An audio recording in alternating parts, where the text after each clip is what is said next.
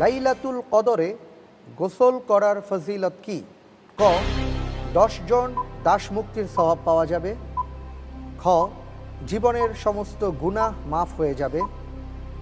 গ সারা রাত ইবাদতের সওয়াব পাওয়া যাবে। ঘ কোনো ফজিলত নেই। ঘ কোনো ফজিলত নেই।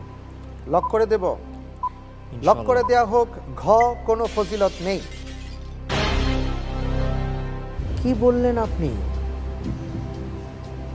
কত মানুষকে দেখছি লাইলাতুল কদর উপলক্ষে গোসল করছেন, আর আপনি বলছেন কোনো ফজিলত নেই।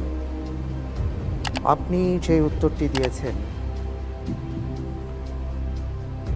উত্তরটি সঠিক হয়েছে। সুবহানাল্লাহ ওয়ালহামদুলিল্লাহ।